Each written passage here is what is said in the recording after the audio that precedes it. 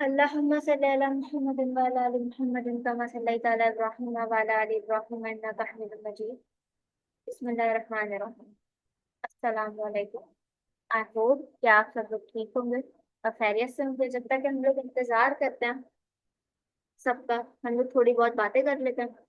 अच्छा, सबसे पहले हमारा डार्क साइकोलॉजी का 3 दिन का समझे ये कोर्स है। कोर्स शॉर्ट कोर्स समझे, क्रैश कोर्स समझे, वर्कशॉप समझे, दैट्स इट्स ऑल फ्री। आप लोगों को सर्टिफिकेट्स भी दिए जाएंगे। मेक श्योर कि आप लोग इस सीरीज से सीखें और इसको अपनी जिंदगी पर अप्लाई करें। ये पूरी कायनात अल्लाह ताला ने गौर व फिक्र के लिए बनाई।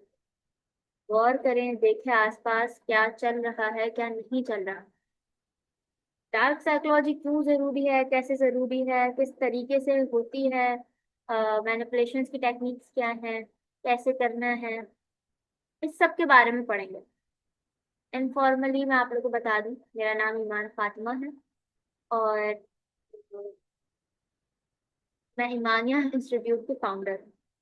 ईमानिया इंस्टीट्यूट एक ऐसा इंस्टीट्यूट है जहाँ पे मुसलमानों को ट्रेन किया जाता है to empower their beliefs and their systems.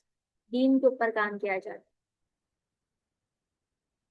अच्छा, जिनका सवाल है यूट्यूब की रिकॉर्डिंग का, यस आप लोग को रिकॉर्डिंग मिल जाएगी, जरूर मिल जाएगी। जिन लोगों ने रिकॉर्डिंग लेनी है वो इजीली लीव कर लें ताकि जो लाइव लोग लेना चाहते हैं वो उनकी जगह बन जाए। और इंशाल्लाह ये 1 घंटे तक होगा। Thank you. मैं अपनी आवाज़ का देखते रहूंगी कि आप लोग ले लो ना। अगर ऐसा आप लोगों को कहीं लगे, जैसे अभी मुनीबा ने बताया कि आपकी आवाज़ अचानक से लो हो गई, तो आप लोग इस तरीके से बताते रहेंगे। सही है।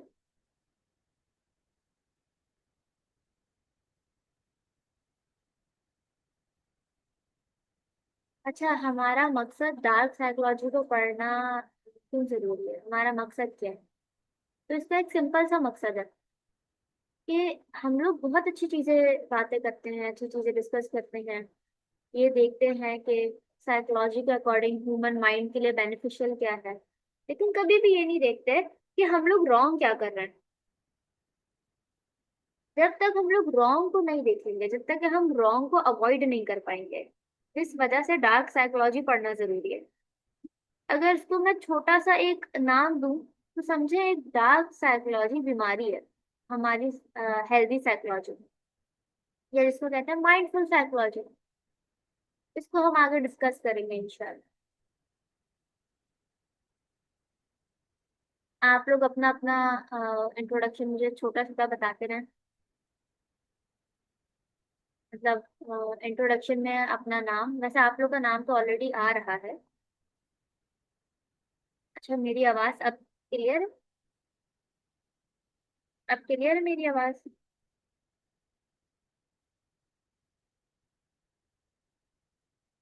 हम्म। हुमैरा, आपका मे बी कोई मसला हो क्योंकि मैं अपनी फुल वॉइस में बात कर रही हूँ और इससे ज़्यादा फिर वो अ, चिल्लाने में आ जाता है। It's full already. अच्छा, आप लोग अपना नाम बताएं और ये बताएं कि आप लोग पढ़ क्या रहे हैं।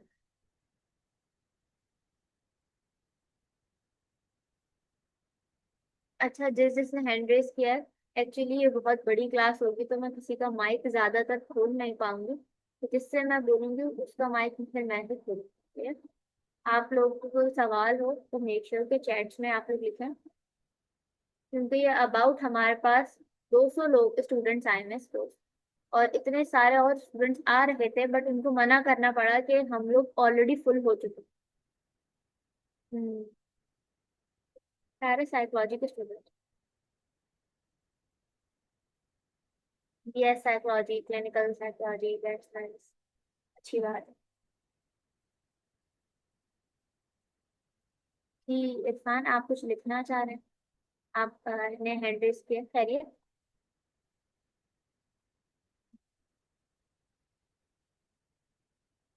बीएस साइकोलॉजी, दैट्स, सब लोग साइकोलॉजी के फील्ड में।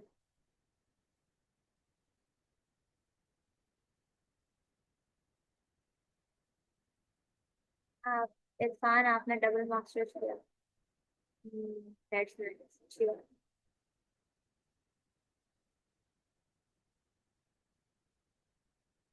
चलें हम लोग अपनी क्लास ऑफिशियली शुरू करते हैं। अब मैं आप लोग के कमेंट्स नहीं देख पाऊंगी, और जब हम मैं आपको बोलूंगी कि अब आप लोग लिख सकते हैं या फिर एक नज़र एंड में देखेंगे, तो जरूर आप लोग अपने सवाल कीजिएगा। डार्क साइकोलॉजी एक ऐसा टॉपिक है जिसको डिस्कस नहीं किया जाता, लेकिन सबसे ज्यादा अहमियत इसी टॉपिक को हासिल होनी चाहिए। आप लोग मतलब बहुत सारे लोग डार्क साइकोलॉजी के टर्म से वाकिफ नहीं होंगे वैसे, क्योंकि ये कोई ऑफिशियल टर्म नहीं है। ये कोई ऑफिशियल टर्म नहीं है, ये कोई ब्रांच नहीं है साइकोलॉजी। और आप लोगों ने क्लिनिकल साइकोलॉजी और बीएस साइकोलॉजी, जितनी भी स्टूडेंट्स हैं साइकोलॉजी के, सबको ये बात पता है कि ऑफिशियली डार्क साइकोलॉजी कुछ नहीं है। बट हम इसको पढ़ क्यों रहे हैं?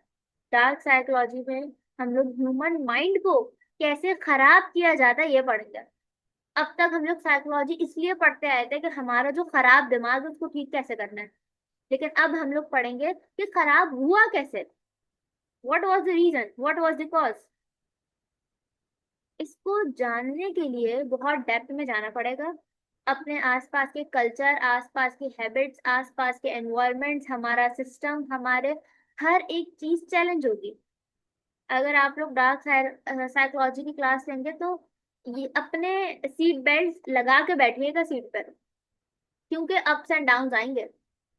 बहुत सारी जगहों पे आपको लगेगा कि मैं किसी को मैनिपुलेट करता आया हूँ। कभी आप खुद विलन होंगे, कभी आप खुद विक्टिम होंगे, और ये अप्स एंड डाउन चलते रहेंगे। इसमें कोई बड़ी बात नहीं। लेकिन बड़ी बात जब हो जाएगी जब आप जानते बूझते हुए भी ये काम करें। तो back to our topic, dark psychology. Human mind क्या होता है, और अगर जिस तरीके से लोग हमारे साथ गेम खेलते हैं उसको हमने कैसे कंट्रोल करना है, हमने उसको कैसे चेंज करना है। जो लोग हमारे साथ आके मैनिपुलेशन कर जाते हैं उसको डिटेक्ट कैसे करना है, उसको समझना कैसे है। और 3 दिन की सीरीज में हम लोग आखिर में इस क्या बोलते हैं कि इस एंड रिजल्ट पे पहुंच जाएंगे कि हम लोग डिटेक्ट और अंडरस्टैंड करके अपने आप को उठाना शुरू करें। अपने आप को वहां से उठाना शुरू करेंगे जहां से माशरे ने, जहां से हमारे आसपास के सिस्टम ने, जहां से हमें आ, जमीन से लगाया गया है। आज आजादी का दिन है, और आज आप सबको मैं आजादी दिलवाना चाहती हूँ इस सोच से कि आप लोग आजाद हैं। आप लोग आजाद नहीं है, इंक्लूडिंग माई सेल्फ। अच्छा, मैं आप लोग को एक साइकोलॉजी के टर्म, आप सब लोग साइकोलॉजी के स्टूडेंट हैं तो एक आप लोग को और बात बता दूं कि मैंने बहुत पब्लिक की साइकोलॉजी को स्टडी करते हुए 14 अगस्त वाले दिन डार्क साइकोलॉजी की पूरी सीरीज की। क्योंकि आप सब लोगों ने देखा होगा कि लोग आए और बहुत खुशियां मनाते रहे कि हैप्पी इंडिपेंडेंस डे, बाजे बज रहे हैं, और 14 अगस्त बनाई जा रही है और पूरा पाकिस्तान पागल हुआ हुआ है। लेकिन एक्चुअली हम लोग आजाद हैं, हमारी सोचें आजाद हैं, हमारी साइकोलॉजी कैसे ट्रैप्ड है। एंड जब आप लोग डार्क साइकोलॉजी पढ़ेंगे तो आप लोग क्वेश्चन करेंगे इस बात पे कि आप लोग आजाद हैं या नहीं। ये सवाल बहुत अहम है। जब तक कि मैं आप लोगों से ये सवाल नहीं करूंगी तो आप लोगों के दिमाग नहीं चैलेंज होता। जो जो साइकोलॉजी का स्टूडेंट है वो सब ये बात मेरे बोलने पे समझ गए होंगे कि मैंने ये दिन क्यों चूज किया, डार्क साइकोलॉजी। अच्छा, इधर बहुत डिफरेंट मजाहिब से लोग भी आए हैं, तो हम लोग, मैं आप सबको एक बात बोलूँ, सबको, कि आप किसी भी मजहब से ताल्लुक रखते हो, मुसलमान हो, हिंदू हो, क्रिश्चियन या व्हाटसएवर, आप सब लोग किसी सुपीरियर बीइंग को जानते होंगे जिसको हम लोग अपने अपने दीन में मैसेंजर्स कहते हैं, जो हमें गॉड से या मुसलमानों के लिए अल्लाह से कनेक्ट करते हैं। सही है। उसके बीच के मैसेंजर्स होते हैं। जब भी दुनिया में खराबी आई है इसका मतलब है डार्क साइकोलॉजी फैली है, सारी दुनिया खराब हुई। और फिर एक डिवाइन गॉड ने या अल्लाह ने अपने मैसेंजर्स को नीचे भेजा कि जाओ और नीचे जाके इस डार्क साइकोलॉजी का खात्मा करो माइंडफुल साइकोलॉजी से। उस साइकोलॉजी से जो आप सब लोग पढ़ रहे हो थेरेपीज की सूरत में, किसी को कंसल्टेंसी देने की सूरत में, किसी का गम बांटने की सूरत में, एक्शंस की सूरत में, या अगर हम लोग प्रोफेशनल और करियर हटा भी दें, जब भी हम लोग किसी को पढ़ाने के लिए साइकोलॉजी का इस्तेमाल करते हैं, ये वही साइकोलॉजी है जो अल्लाह ताला की तरफ से अपने बंदों पे नेमत और रहम के तौर पे आती है। और डार्क साइकोलॉजी एक गंदगी है जो रिमूव की जाती है कोर से। ये बात बहुत गहरी है, समझने की बहुत खास जरूरत है। हम डिटेक्ट कैसे करते हैं? अब मैनिपुलेशन, अगर हम लोग डार्क साइकोलॉजी को एक दूसरा नाम दें, तो आपको मैनिपुलेट किया जा रहा है। किस तरीके से मैनिपुलेट किया जा रहा है? आप जो खा रहे हो, पी रहे हो, सो रहे हो, जाग रहे हो, क्लास ले रहे हो, जो भी कर रहे हो, पढ़ाई कर रहे हो, खेल रहे हो, दोस्त बना रहे हो, शादियां कर रहे हो, ये सब पार्ट है मैनिपुलेशन का। ऐसे कैसे हो सकता है? आप लोगों का मुझसे यही सवाल होगा कि ये तो बहुत आपने जनरल बात कर दी। जो एनएलपी के मेरे स्टूडेंट्स हैं, वो ये बात अभी समझ गए होंगे कि मैंने इतनी जर्नल स्टेटमेंट क्यों दिया। क्योंकि आप एक एक करके डायसेक्ट करेंगे हर एक एरिया को कि उसमें क्या हो रहा है। सबसे पहले हम लोग उठाते हैं अपने आप को। हम एज अ ह्यूमन बीइंग, हमारे 3 नफ्स के स्टेजेस होते हैं, उसको हम आगे जाके पढ़ेंगे। हमारे नफ्स के स्टेजेस के कोर मैकेनिज्म्स होते हैं, उसको भी हम पढ़ेंगे। और जब ये दोनों रॉन्ग साइड पे होते हैं, मतलब हमारा नफ्स ही ऑलरेडी रॉन्ग है और उसके ऊपर रॉन्ग मैकेनिज्म लगा हुआ है, तो आउटकम्स क्या निकलेंगे? जब गलत फलसफे पे गलत बात हो रही होगी तो आउटकम्स क्या निकलेंगे? डिटेक्ट कर रहे हैं मैनिपुलेशन शुरू कहाँ से हो रही है। डार्क साइकोलॉजी को पढ़ने का मतलब है जड़ पकड़नी है, डिटेक्ट करना है। आप सब लोग साइकोलॉजी के स्टूडेंट्स हैं, आप सबकी जिम्मेदारी है ये कि जड़ को पकड़े। अब आप सबको पता है, जो जो थेरेपीज करते होंगे, कौन थेरेपीज करते हैं, जैसे क्लिनिकल साइकोलॉजिस्ट है। मैंने साइकोलॉजी पढ़ी हुई, but I am not a clinical psychologist, I can not take therapies. लेकिन I use psychology for my strategy and business and my teaching career. अब जब मैं वहां पे साइकोलॉजी इस्तेमाल करती हूँ, सो आई नो कि मैनिपुलेट कौन मुझे कर रहा है और मैं कैसे कर रही हूँ। सिमिलरली, हर जगह जब थेरेपीज की जाती हैं तो साइकोलॉजिस्ट भी मैनिपुलेट कर रहा होता है इसको, क्लाइंट को। लेकिन उसको एथिकल परसुएशन कहते हैं। हम शुरू से लेके आखिर तक मैनिपुलेट किए जाए। जैसे इसकी मैं बहुत सिंपल सी एग्जांपल दूं। जैसे आप सबको बताया जाता है कि 8 घंटे की स्लीप लेनी चाहिए, साइंटिफिकली प्रूवन है। जो जो एक्चुअल में डॉक्टर है, डॉक्टर से मुराद ये डॉक्टर भी नहीं, जिसके पास इल्म है, सही है, जो डॉक्टर है या नहीं है, साइकोलॉजिस्ट है या नहीं है, कोई पढ़ा लिखा है या नहीं है, लेकिन अगर वो कुरान के अकॉर्डिंग गौर और फिक्र करता है, तो उसको ये बात अच्छे से पता है कि 8 घंटे की नींद की कोई जरूरत नहीं। हमारा ब्रेन फंक्शन करता है, आपको 4 से 5 घंटे या 5 से 6 घंटे की नींद एनफ है आपके लिए। लेकिन हमारी साइकोलॉजी में इसको हेल्दी बोल के डाला, मैनिपुलेट किया गुड वर्ड से। ये हमारी एक बहुत सिंपल सी एग्जाम्पल है। फिर 3 वक्त का खाना खाना जरूरी है, आपको पता है इट्स अ मैनिपुलेशन, सही है। हर चीज एक एक करके आपको मैनिपुलेशन को डिटेक्ट कराएगी। आपको सबको पता है कि एक हमारे माशरे में कितनी चीजें राइज है कि लड़कियां खाना पकाती हैं, दैट्स अ मैनिपुलेशन। लड़के सिर्फ सिर्फ लड़के कमाते हैं, दैट्स मैनिपुलेशन। ये तो छोटी छोटी चीजें हैं। जब हम लोग बड़ी चीजों को डिस्कस करेंगे, जैसे डेमोक्रेसी। डेमोक्रेसी क्यों बोला मैंने? क्योंकि एक पढ़ा लिखा इंसान एक जाहिल इंसान के बराबर नहीं है, किसी भी शऊरी सतह पे नहीं हो सकता। कोई भी कोई भी कंट्री, कोई भी इंटेलेक्चुअल ग्रुप इस बात को सपोर्ट नहीं करता।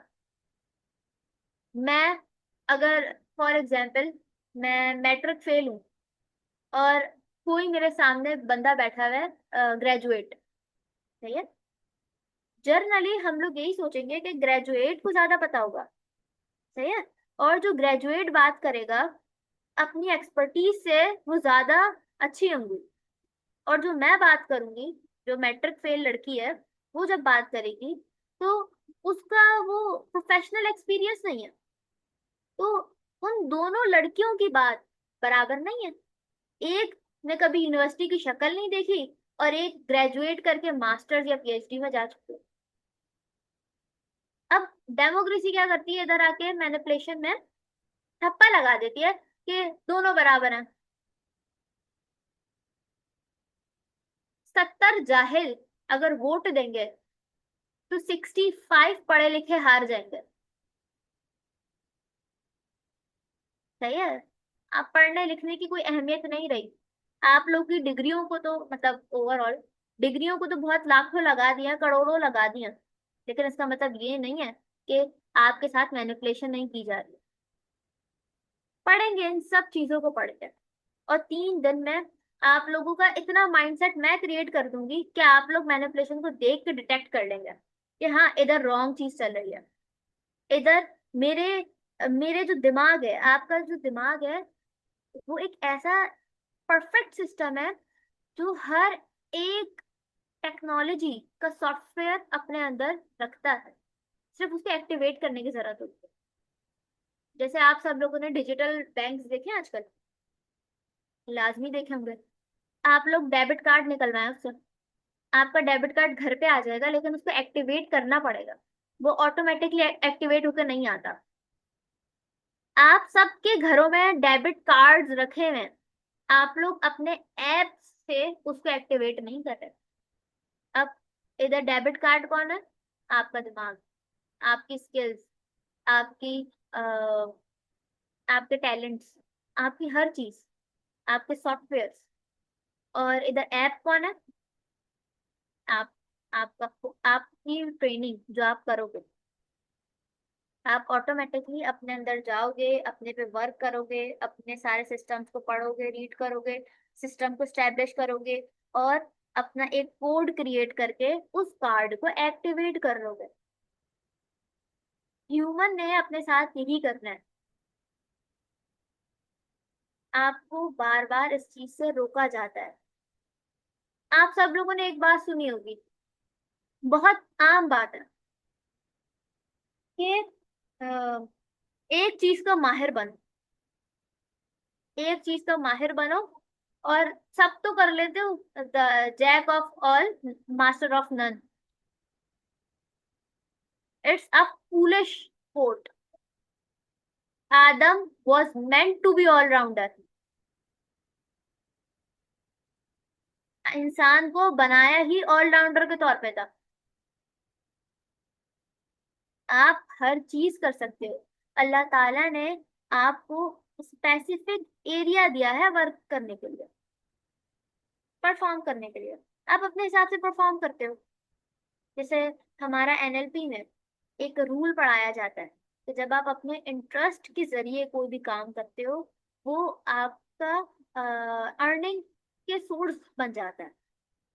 जैसे आप जब एक दरख्त को बहुत प्यार से पानी दोगे, उसको उसका ख्याल रखोगे, सही है, उसको उसके पत्ते नहीं तोड़ोगे, टहनियाँ नहीं तोड़ोगे, उसको जानवरों से बचाओगे, उसको ज्यादा पानी में उसका ख्याल रखोगे, जलाओगे नहीं सूरज से, आहिस्ता आहिस्ता वो पौधा बड़ा होगा।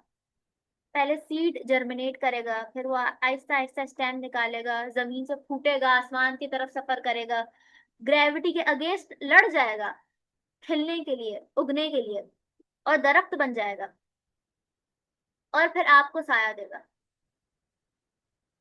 लेकिन आपको मैनिपुलेट किया जाता है कि ख्याल रखने का मतलब है कि इतना पानी दो कि जर्मिनेट होने से पहले ही वो सीड मर जाए। अब मैनिपुलेशन पे आ जाए। हमने बहुत बातें कर ली, कि कैसे मैनिपुलेशन हुई जाती है, कैसे हमारे साथ की जाती है, कैसे सिस्टम कर रहा है, कैसे कौन कर रहा है। अब एक्चुअल चीज पे आ जाए, मैनिपुलेशन असली में क्या है। मैनिपुलेशन कोई झूठ नहीं होता। मैनिपुलेशन सच में थोड़ा सा झूठ होता है। या दैट इज मैनिपुलेशन। और इधर बहुत जितने भी लोगों ने साइकोलॉजी पढ़ी होगी और जितने लोगों ने नहीं पढ़ी, उन सबको ये बात पता है कि झूठ में जब डिटेलिंग ऐड कर दी जाए ना, तो ये बताए, ये पहचान नहीं सकते कि झूठ है या सच है। बट ऑब्वियसली उसकी कुछ टेक्निक्स होती है, आंखों की मूवमेंट, आपकी बॉडी लैंग्वेज। लेकिन अगर किसी इंसान ने डार्क साइकोलॉजी और एनएलपी और सिग्मा जैसे सब्जेक्ट्स पढ़े हुए हैं, वो इंसान इसको भी कंट्रोल कर सकता है। आप किसी का भी पूरा सच नहीं जान सकते। मैनिपुलेशन आपकी कॉन्शियसनेस को बायपास कर जाती है। बायपास कर जाती है आपकी कॉन्शियस माइंड को। डाउट नहीं होता कि ये इंसान झूठ बोल रहा है या सच बोल रहा है। उसको लगता है कि ये इंसान बोल रहा है, I can not detect it's right और wrong, it must be right. और दिमाग फिर अपना काम करना। इसका मतलब ये नहीं है कि आप बेवकूफ हैं। इसका मतलब ये है कि आपने अपनी इंटेलिजेंस को ट्रेन कैसे किया। मैनिपुलेशन डिटेक्ट करना सबसे खतरनाक काम है। आप सब लोगों को मैं क्यों बता रही हूँ, क्योंकि सबसे पहले मैनिपुलेशन हमारे पहले नबी और इस दुनिया में जो जो मजहब हैं, उन उनका जो पहला इंसान रिकॉर्डेड है, आदम अलैहिस्सलाम। आदम, ये डिफरेंट कल्चर्स में डिफरेंट नेम है, मैं आदम अलैहिस्सलाम ही बोलूंगी, हजरत आदम अलैहिस्सलाम। उनको शैतान ने आके मैनिपुलेट किया था। अल्लाह ने इजाजत तो दी थी पूरी जन्नत की, फ्रूट खाने की, एक का मना किया था। शैतान ने उधर ही आके मैनिपुलेट किया। मैनिपुलेशन में तो आदम सलाम भी आ गए थे। मसला वहां क्रिएट होगा जहां पे आप अड़ जाएं। आपने अड़ना नहीं है। जब आपने डिटेक्ट कर लिया कि मेरे साथ मैनिपुलेशन हो गई है या मैंने किसी को मैनिपुलेट कर दिया है, तो अपनी इंटेलिजेंस को इतना इंटेलिजेंटली ट्रेन करें कि आप एक्सेप्ट करें कि okay, I got the wrong signal. अगर आप रॉन्ग सिग्नल को डिटेक्ट कर लेंगे और एक्सेप्ट कर लेंगे, तो मैनिपुलेशन आदि रिजॉल्व। आपने बहुत सारी जगहों पे देखा होगा कि आप जा रहे हैं और आप किसी, आपकी चचा या ताई या मुमानी, उस खानदान वाले बैठे हैं, ये बातें बातें कर रहे हैं, आप उनके साथ जाके बैठ गए। अब आपने कोई बात नहीं की, आप सिर्फ उन सबकी बातें सुन रहे थे और आपका दिल खाली होता जा रहा है। और अब आप उठ गए उधर से और अब वापस अपने बहन भाइयों के पास आके बोल रहे हैं कि मेरी वाइब्स खराब हो गई। आपके दिल ने डिटेक्ट कर लिया कि इधर जो लोग प्रेजेंट हैं वो मैनिपुलेशन से काम ले रहे हैं। स्टैंड अप फ्रॉम हियर और अपनी वाइब चेंज करो, अपना सराउंडिंग्स, अपना एनवायरनमेंट चेंज करो। ये पहला सिग्नल होता है मैनिपुलेशन। लेकिन अगर आप पहला सिग्नल फॉलो नहीं करते, आपका दिल आपको बचाना, प्रोटेक्ट करना छोड़ देता है, सिंपली। आप सबको पता होगा कि बहुत सारे दोस्त ऐसे होते हैं कि जिनके पास आप बैठते हो और बातें करते हो और बहुत अच्छा लगता है। कभी बातें भी नहीं कर रहे होते फिर भी अच्छा लगता है। बस खामोश बैठे हुए होते हैं, कोई आ, खराब वाइब्स नहीं होती। लेकिन कुछ दोस्त ऐसे भी होते हैं जो आपके साथ इतने मजाक करेंगे, तालियां मार मार के हंसेंगे, और जब आप उनके पास से जाओगे तो चेहरे पर थकन महसूस हो रही होगी। आपका दिमाग उड़ा हुआ होगा, आप सुन हो गए होगे कि बहुत हैप्टिक दिन। ऑल्दो आप ज्यादा हंसे, आप ज्यादा, आपने तालियां मारी, आप ज्यादा बोले, लेकिन आपके दिल ने डिटेक्ट कर लिया कि something is wrong. I am receiving wrong signals. मुझे वाइब नहीं आ रही या आई can not feel the connection. आप सबके घर में वाईफाई है, आप सब लोग डाटा इस्तेमाल कर रहे होंगे या वाईफाई इस्तेमाल कर रहे होंगे और ये क्लास ले रहे हैं। इज इट पॉसिबल कि मैं अपना वाईफाई मतलब आप सबका वाईफाई बंद कर दूं और ब्लूटूथ खोल दूं और बोलूं कि ब्लूटूथ से वाईफाई कनेक्ट कर दो, वाईफाई के सिग्नल नहीं आएंगे, ब्लूटूथ से वाईफाई कनेक्ट कर दो? आप बगैर सोचे समझे बोलेंगे कि ईमान को बिल्कुल भी नॉलेज नहीं है सिग्नल्स के बारे में। लेकिन मैं आपको बोलूंगी कि हम सिग्नल्स तो मैं आपको फिर भी दे रही हूँ, वाईफाई के नहीं तो ब्लूटूथ के दे रही हूँ। आप लोग बोलेंगे कि ये दोनों आपस में सिमिलर नहीं है, they can not work for it. जो काम वाईफाई का सिग्नल का है वो वाईफाई का सिग्नल ही करेगा ना, वाईफाई की डिवाइस ही करेगी या डाटा की डिवाइस करेगी। जो ब्लूटूथ है वो ब्लूटूथ वाली चीजों में कनेक्ट होगा। They both are different. How is it possible कि मैं स्पीकर को कनेक्ट कर दूं कैमरे से? स्पीकर तो फोन से कनेक्ट होगा ना, कैमरा भी किसी और डिवाइस से कनेक्ट होगा, but they both are not, they don't have any kind of relation with each other. आपका दिल आपको बताता है कि कहाँ पे आप गलत हो या किस गलत गैदरिंग में बैठे हो। आपका दिल आपको बार बार सवाल बोलता है कि क्या मैं इन लोगों के साथ बैठ के अपना सही वक्त इस्तेमाल कर रहा हूँ। मैं ये देख रहा हूँ कि सामने वाला इंसान कितनी बेवकूफों वाली बात कर रहा है, मेरे दीन से उलट बात कर रहा है, मेरे इस्लाम से उलट बात कर रहा है, और स्टिल आप उधर बैठे हुए हो। आप अपने दिल में अपनी डिग्निटी खो देते हो। आपका दिल इज अ ऑर्गन जो डिटेक्ट करता है मैनिपुलेशन को। अब आपका दिल खाली होना शुरू हो जाए। अगर मैनिपुलेशन को मैं एक सिंपल सी लाइन में पिरोने की कोशिश करूं तो मैं मैक्सिमम यही बोलूंगी कि जहां आपका दिल उदास हो वहां पे आपके साथ मैनिपुलेशन हुई जा रही है। वो किसी रिश्ते की भी हो सकती है, वो किसी दोस्त की भी हो सकती है, वो किसी रॉन्ग या राइट चीज की भी हो सकती है। बट दैट डजंट मीन कि कोई इविल है। हर चीज अपने हिसाब से ठीक होती है। हर इंसान अपने हिसाब से परफेक्ट बात कर रहा होता है। जो जितना जानता है, जो जितना इल्म रखता है, वो इस बात को समझता है कि मुझे क्या बोलना चाहिए, किन लोगों में रहना चाहिए और अपना वक्त कहाँ लगाना चाहिए। मैनिपुलेशन पूरे एक सेंटेंस में यही है कि जहां आपका दिल उदासी उदास या नेगेटिव वाइब्स को महसूस करे वहां पे मैनिपुलेशन की जा रही है। अब वो किस टाइप की है वो हम लोग आगे पढ़ेंगे सेकंड डे में। अभी हम लोग अपने अंदर झांकेंगे कि हमारा जो ये दिल है ये ट्रेन कैसे होता है। अच्छा, अभी तो हमने बात कर ली कि हम लोग डिटेक्ट करने के लिए हमारे दिल के ऑर्गन को ट्रेन करना है, लेकिन हाँ, हमारा दिल भी तो हमारा दिल तो बहुत ज्यादा नाजुक है। कोई अपने आप को बोलेगा मैं ओवरली सेंसिटिव हूँ, कोई बोलेगा मैं ओवरली इमोशनल हूँ, कोई बोलेगा ओवरली पोजेसिव हूँ, कोई बोलेगा ओवरली लॉयल हूँ, कोई बोलेगा I am an overthinker. सारे ही ओवर हैं, ऐसा कैसे पॉसिबल है? अब इधर हम अपने आप पर आ जाते हैं नफ्स के फ्रेम पर। व्हाट इज नफ्स? नफ्स हमारे अंदर की स्टेट्स होती है। सही है, अगर इस्लामिक वे में बात करें तो हमारा जिन, हमारे अंदर का जिन, जिसे हमारी रूह है, सही है, हमारा सोल है, रूह, वैसी ही हमारी एक स्पिरिट है जिसको हम नफ्स कहते हैं। सही है। अच्छा, अब हमारे पास थ्री टाइप्स ऑफ नफ्स।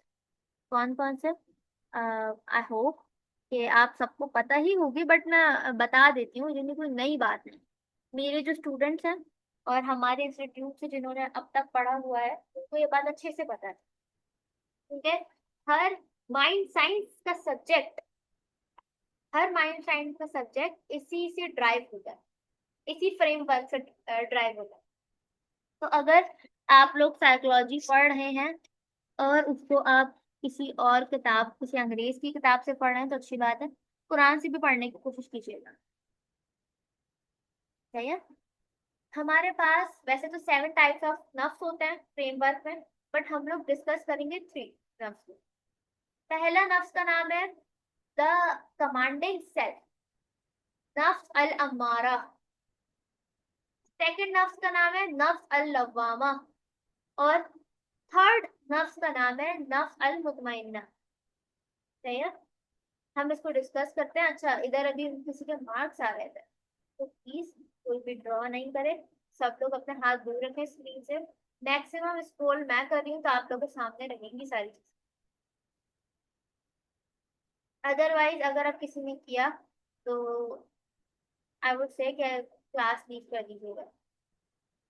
अच्छा, ये हमारे 3 नफ्स के फ्रेमवर्क।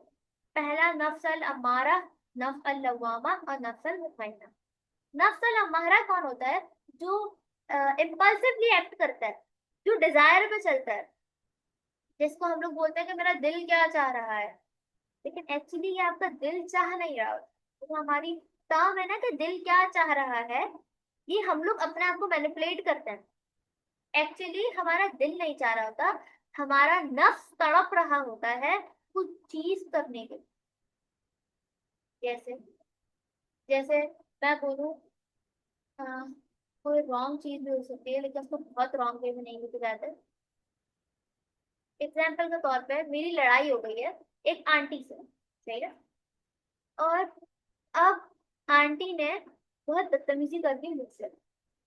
मेरा अगर नफ्स नफ्स अल अम्मारा की स्टेज पर है तो मैं इम्पल्सिव होके आंटी को मार भी सकती हूँ। सही है। अब बात अलग है कि आंटी और मेरे बीच में बात क्या चल रही है, लेकिन एग्जाम्पल के तौर पे ले लेते हैं कि अगर आंटी और मेरी लड़ाई हो गई है और मेरी जो सेल्फ स्टेट है वो नफ्स अल अम्मारा है, तो मैं इम्पल्सिव होके कुछ भी कर सकती हूँ। जैसे आपने देखा होगा इम्पल्सिव होके जो डॉक्टर के साथ अभी केस हुआ था कि एक जो फीमेल डॉक्टर थी उनके ऊपर तेजाब फेंक दिया गया था, उसकी तरफ से, पेशेंट की तरफ से। वो नफ्स अल अम्मारा था जिसको ड्राइव किया था इम्पल्सिव और डिजायर्ड हमारी सेल्फ ने। गुस्से में बेकाबू हो जाना, बेकाबू होके आप कुछ भी करो, बेकाबू होके आप रेप करो, आप चोरी करो, आप चीटिंग करो, आप सर के बाल नोचो, आप गुस्सा करो, आप रो, आप खुशी हो, कुछ भी करो बेकाबू होके, वो नफ्स अल अम्मारा की स्टेज है। फिर सेकंड, नफ्स अल लवामा। नफ्स अल लवामा वो है जिस स्टेज पे हमें पहुंचना है। सही है, ये बहुत आप लोगों ने ख्याल से इस चीज को सुनना है। नफ्स अल लवामा में हम लोग डिटेक्ट कर लेते हैं कि हमारे साथ रॉन्ग हो रहा है या हम रॉन्ग कर रहे हैं किसी के साथ। जैसे जब मैं कुछ टाइम पहले पढ़ाई कर रही थी, जैसे एक मुसलमान या एक इंसान सारी जिंदगी पढ़ाई करता है, तो जब मैं अपना डिप्लोमा कर रही थी, डार्क साइकोलॉजी कर रही थी, तो ड्यूरिंग दैट टाइम मेरी कम्युनिकेशन अच्छी नहीं थी। कम्युनिकेशन दूसरों के साथ तो अच्छी थी, बट घर वालों के साथ अच्छी नहीं थी। और घर वालों के साथ हमेशा मैं नफ्स अम्मारा की स्टेज पे आ जाती, गुस्सा करना और कभी बात नहीं मानना, कभी रोना, कभी हंसना, इस तरीके से। बट मैंने अपनी उस नफ्स अम्मारा की स्टेज को कन्वर्ट किया नफ्स लवामा का। मैंने नोट करना शुरू किया कि मैं अपने घर वालों के साथ मैनिपुलेशन कैसे करती हूँ। मेरे घर वाले तो मेरे साथ नहीं करते लेकिन मैं उनके साथ करती हूँ। उनको ये बताती हूँ कि मैं मोबाइल पे पढ़ाई कर रही हूँ लेकिन मैं तो रील स्क्रॉल कर रही थी। That's a type of manipulation जो आप अपने घर वालों को बताते हो। लड़के अपने घर वालों को बता रहे होते हैं ऑफिस में इतना काम था, इतनी बॉस ने धुलाई कर दी और कुछ भी, और मुझे इतना ये हुआ वो हुआ, और एक्चुअली कम हुआ होता है, बहुत बड़ा करके बता रहे हो।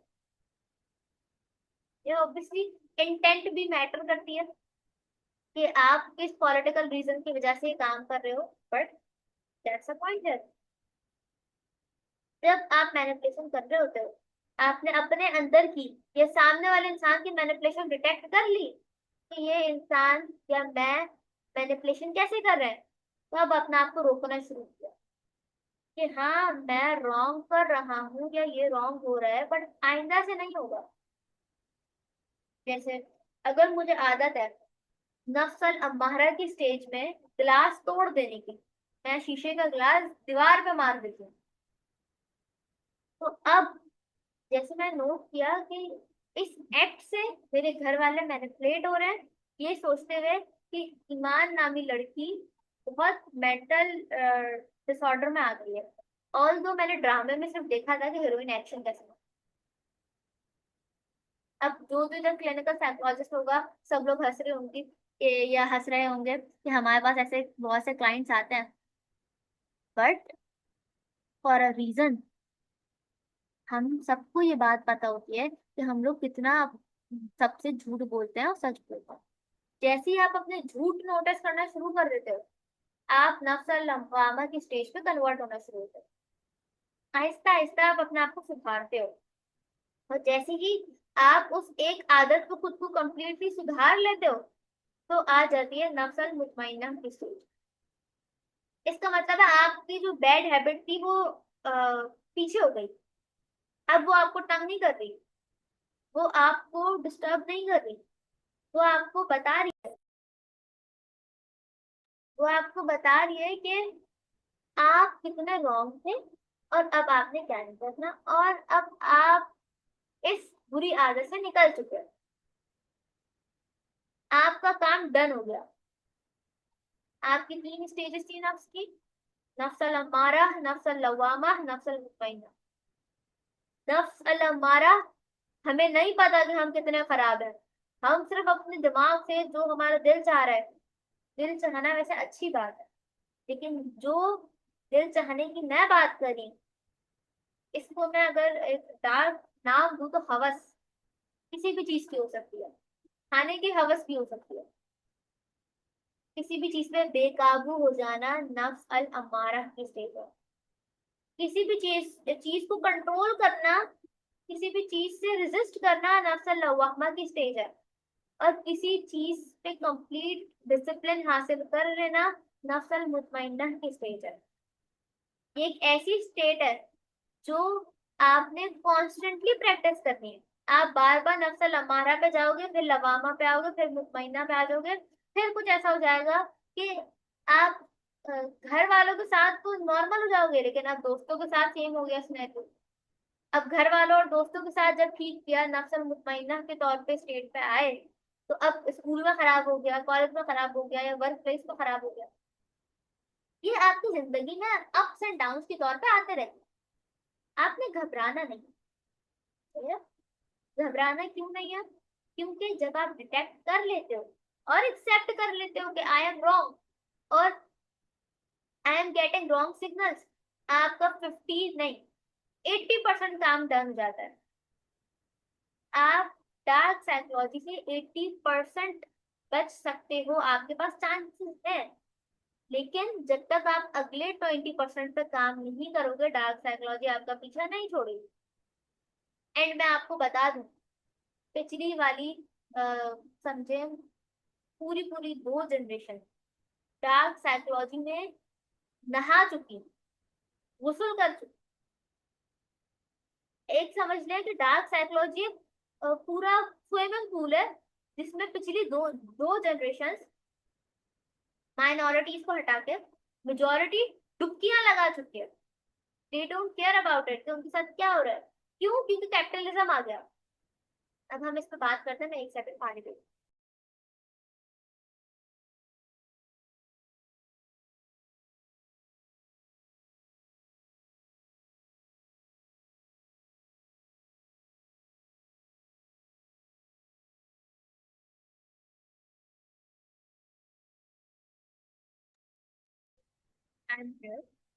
अब इसकी बहुत सिंपल सी एग्जांपल है कि जैसे मार्केटिंग के टेक्निक्स में जो जो सेल्स का है, जैसे मैंने सेल्स में काफी टाइम जॉब की है, ऑलमोस्ट 4 साल।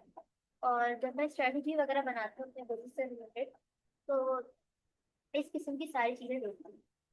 इसमें क्या होता है कि आपको कहा जाता है कि सेल्स एंड्स इन 10 मिनट्स। आप किसी वेबसाइट पर जाते हो ना, तो आपको फ्री डिलीवरी मिलती है 30 मिनट्स के लिए। फूड पांडा पे आप लोगों ने देखा होगा, या 25% डिस्काउंट फॉर 20, अगर आप ऑर्डर करेंगे 25 मिनट्स में, तो आपको 25% या 50% या फ्री डिलीवरी दे दी जाएगी। ये आपके नफ्स और अम्मारा को जगाने की टेक्निक होती है। आपको इम्पल्सिव किया जा रहा था, लेकिन जब आपने अपने आप को कंट्रोल किया हुआ है, नफ्स अल मुतमइन्ना पे आप, तो आपको पता होगा कि मैं खाना जब तक ऑर्डर करूंगा या अगर मुझे करना है, तो मुझे डिस्काउंट मैटर नहीं करता। और अगर मुझे नहीं करना, तब भी डिस्काउंट मैटर नहीं करता। सही है। आप डिस्काउंट की वजह से ऑर्डर नहीं कर रहे, आप अपनी पेट की वजह से ऑर्डर कर रहे हो। लेकिन हमारी डार्क साइकोलॉजी है, हमें मैनिपुलेट किया हुआ है, हम डार्क साइकोलॉजी के मास्टर में रह रहे हैं।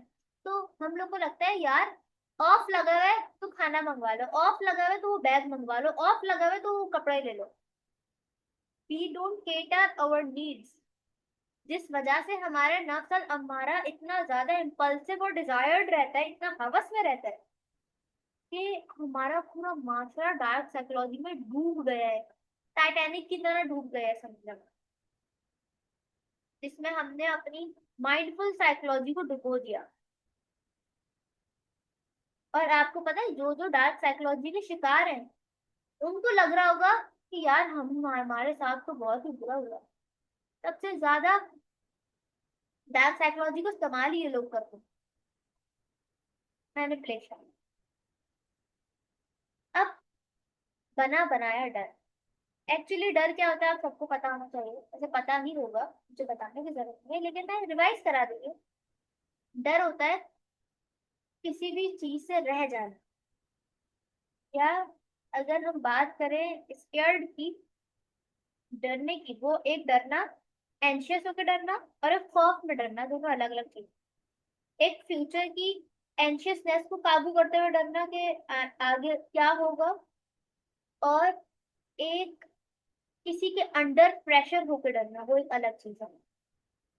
हमें बताया जाता है कि अगर आप, अच्छा, हमें इन दोनों का मिक्स करके बताया जाता है, तो हम डार्क साइकोलॉजी के मास्टर में जी रहे हैं और हमें इससे निकलना है, तो हमें इसको अंडरस्टैंड करना है। हमें बताया जा रहा होता है कि अगर आप अभी फैसला नहीं करेंगे, बच्चे को अगर 2 साल की उम्र में स्कूल नहीं भेजेंगे, तो जब वो 10 साल का होगा और वो स्कूल खत्म करेगा 16 साल की उम्र में, और जब वो कॉलेज खत्म करेगा 18 साल की उम्र में, और यूनिवर्सिटी करेगा 22 साल की उम्र में, तो उसको 22 साल की उम्र में अच्छी जॉब मिल जाएगी। और आपको आपको अर्जेंसी क्रिएट कर दिया आपने, आपने फेयर क्रिएट कर दिया कि आपके हाथ से कुछ छूट जाएगा। एक्चुअली आपके हाथ में तो कुछ है ही नहीं।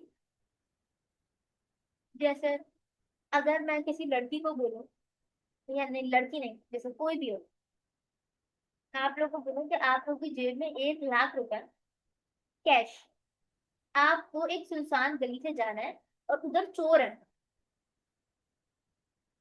अब एक्चुअली चोर नहीं है, मुझे पता है कि कोई चोर नहीं है, वो तो गली के आखिर में सिक्योरिटी गार्ड बैठा है और शुरू में भी बैठा है, तो कोई बीच में चोर वाला मसला नहीं है, और सीसीटीवी कैमरा भी लगे हुए हैं। लेकिन मैंने फजूल की आप लोगों में अर्जेंसी क्रिएट कर दी, फेयर क्रिएट कर दिया कि इधर तो चोर आते हैं और गन पॉइंट पे मर्डर करके चले जाते हैं, लेकिन आपका टास्क है आपको लेके जाना है, क्योंकि आप अगर नहीं लेके जाओगे तो आप कोई प्राइस बॉन्ड आपको नहीं मिलेगा, या आप जिंदगी में पीछे रह जाओगे, या 4 लोगों ने किया है आप लोगों को दिखाने के लिए करो। ये सारी चीजें आपको बनी बनाई दी जाए। मिलीनियल्स ने अपने बच्चों के साथ, जेनजी के साथ क्या किया, हमारे खानदान में एक डॉक्टर तो हो ना, तुम डॉक्टर बन जाओ। हर अपने बच्चे को डॉक्टर बनाने की कोशिश करते हैं, और कोई डॉक्टर नहीं बन पाता, या जो बन जाते हैं वो भी बिना शौक के बनते हैं। डॉक्टर बनकर टिकटॉक बना रहे होते हैं, एक्चुअली उनका शौक वो नहीं होता। या फिर डॉक्टर भी बन जाते हैं तो उनका मोटिव ये रहता है कि हमें सैलरी 1.5 लाख रुपए पर मंथ मिलेगी। आपने प्रोफेशन के अंदर से एम्पैथी रिमूव करके फेयर डाल दिया, fair of urgency, fair of missing out, और हर चीज आपने मैनिपुलेशन के तौर पे कर दी। आपको डार्क साइकोलॉजी में डूब के आए थे, आपने अपने बच्चे को डार्क साइकोलॉजी में डाल दिया, उसपे पाल रहे हैं। और अब जब बच्चा अपने बच्चे पालेगा तो वो बोलेगा कि तुम्हारी दादी को बुरा लगता है तो उनके सामने दुपट्टा पहन के जाया करो, या तुम्हारी दादी के सामने सिगरेट नहीं पिया करो, बाकी हमारे सामने तो खैर।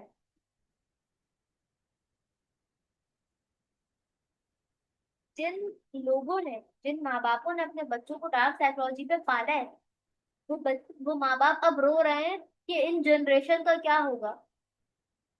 आपने बच्चे पाले हैं डार्क साइकोलॉजी पे, आप ये कैसे बिलीव कर सकते हो कि ये मेंटली स्टेबल होंगे? जैसे हम सबको पता है कि कीचड़ में अगर हम लोग कूद लगाएंगे, या गंदा पानी है उसमें हमने कूद लगाई, डुबकी लगाई और नहा के आ गए, तो हम लोग साफ होंगे? नहीं साफ होंगे। हम पानी से नहा के आए, लेकिन वो पानी कैसा था? गंदा पानी था। अपने ऊपर और बीमारियां लेके आए हैं। बदबू आने लगती है जिसम से, एलर्जीज होने लगती है। ये आपके साथ डार्क डार्क साइकोलॉजी है। हम सब लोगों ने वेबसाइट पे देखा है, बताया जा रहा होता है कि 2 सीट्स लेफ्ट, 4 सीट्स लेफ्ट। ऐसा होता है बहुत ज्यादा। क्यों? क्योंकि आप में एक डर डाला जा रहा होता है कि आप खो देंगे, आप अपनी चीजें खो देंगे, आप मौका खो देंगे, आप हर चीज खो देंगे। और हमारे माँ बाप ने हमारी अपब्रिंगिंग ऐसी की है कि कोई चीज मिस ना। 4 साल, 2 साल, 3 साल की उम्र में स्कूल डाल दिया कि जब ये बच्चा 20 साल और 22 साल का होगा तो जल्दी से कमाने लगेगा। अब हो सकता है नियत अच्छी हो, लेकिन एक्ट गलत है। मैनिपुलेशन जब भी कोई करता है ना तो वो जल्दी मांगता है। हमारा पूरी जेंजी,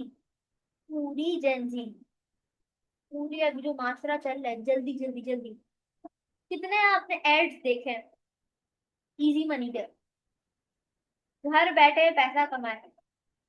अरे पैसा कमाए, आपने पैसा मेहनत से कमाना है, अपनी अपने इंटेलेक्ट से कमाना है। फ्री मनी नहीं चाहिए, फ्री मनी हराम होती है, आप सबको पता होगी। अपने, जब तक कि आप कोई काम खुद से नहीं करते, जब तक कि आप एक्चुअल काम नहीं करते, वो आपकी एक्चुअल इनकम नहीं होती।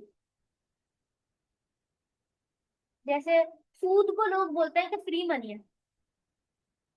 गेम खेल के पैसा कमाने को जिसपे बेट्स लग रही है, शर्तें लग रही हैं, वो पूरा सूदी निजाम है। उसको बोल रहे हैं कि फ्री मनी है, घर बैठे पैसा कमाएं और ये करें वो करें। सब मैनिपुलेशन। आपको जल्दी कमाने की जो अर्जेंसी क्रिएट की जा रही है, ये सिग्नल है आप लोगों के लिए। आप लोगों ने देखा होगा, जिन लड़कियों के या लड़कों की गलत जगहों पर रिश्ते हो जाते हैं, वो लोग कितनी जल्दी मचाते हैं। लड़के वाले या लड़की वाले जो भी सामने वाले होते हैं, टेक योर टाइम। उतना टाइम ले जितना आपको चाहिए। देखिए हो सकता है कि इधर मैं बैठी हूँ और मेरी बहन बैठी है, मुझे 10 मिनट चाहिए एक काम करने की और मेरी बहन को 30 मिनट चाहिए। मुझे मेरे 10 मिनट की जरूरत है, मेरी बहन को उसके 30 मिनट की जरूरत है। इट वुड बी रॉन्ग कि अगर मुझे 30 मिनट दे दिया, मुझे तो चाहिए ही नहीं, मुझे तो स्लो करके मैनिपुलेट कर दिया। और मेरी बहन को अगर 30 की बजाय 10 मिनट दिए जाए, तो उसको स्पीड अप करके मैनिपुलेट कर दिया। ना मैं काम ठीक कर पाऊंगी, ना मेरी बहन काम ठीक कर पाएगी। होगा ये, आइडेंटिटी क्राइसिस शुरू होंगे।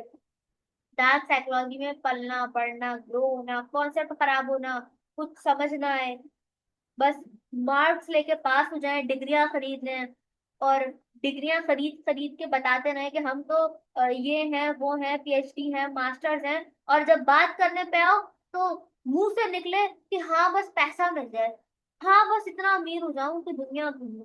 अरे ये मकसद है आप लोगों का? नहीं, मतलब नॉट आप लोग बट ओवरऑल हम सब लोग।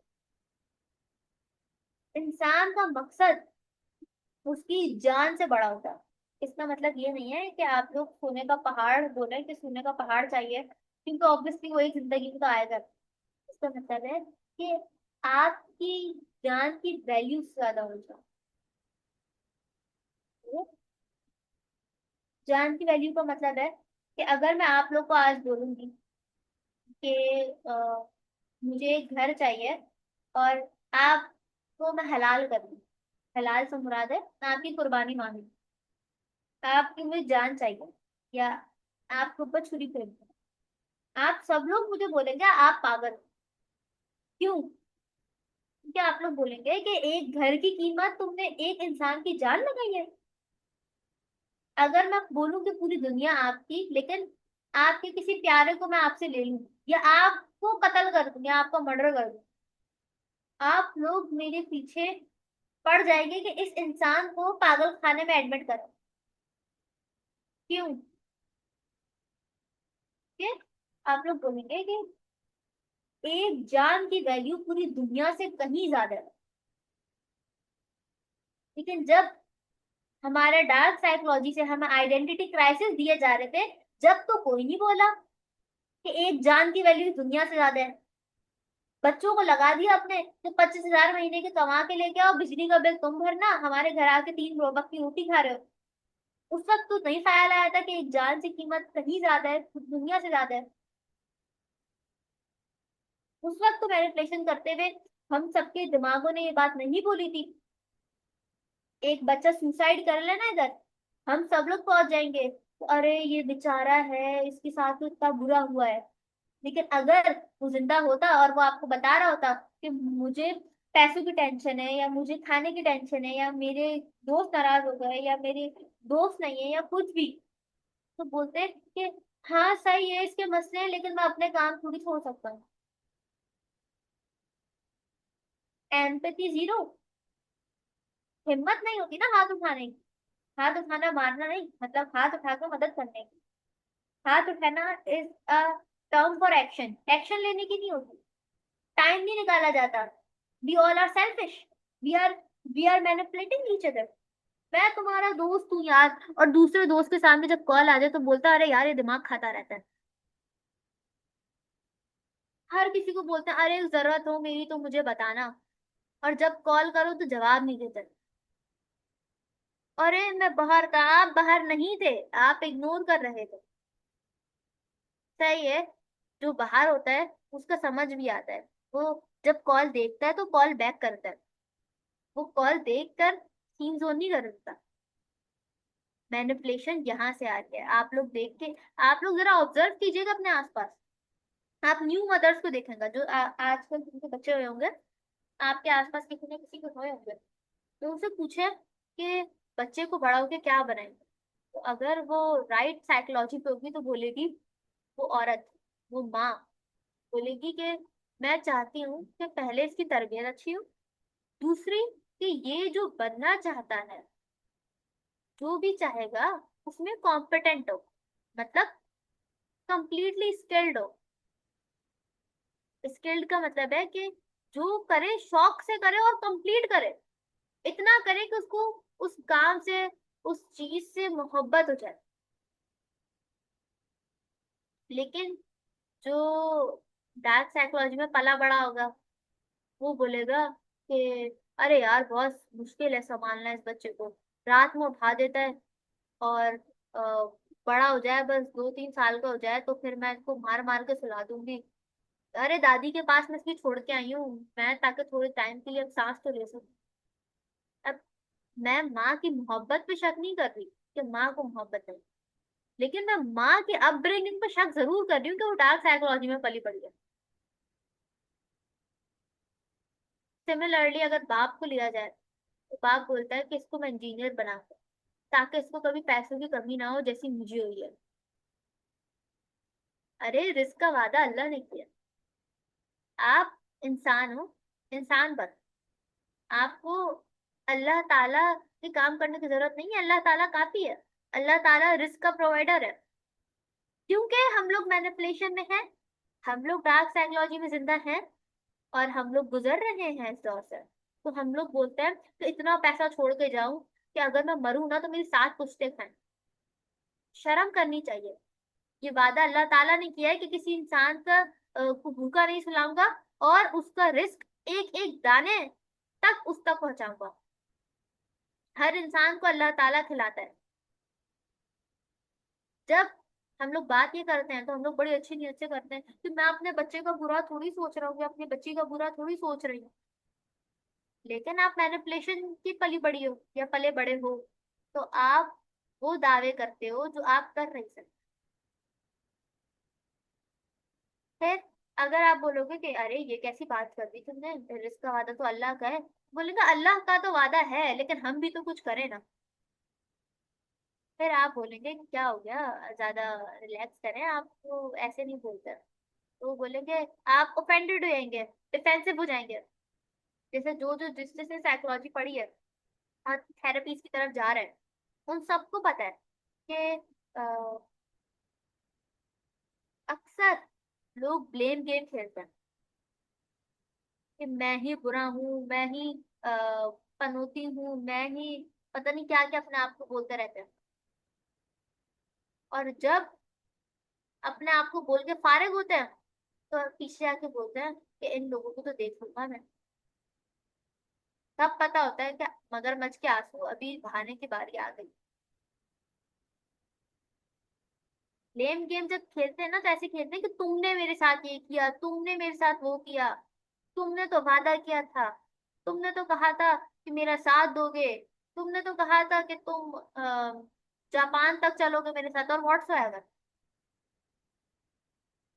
वो बातें बोलनी चाहिए।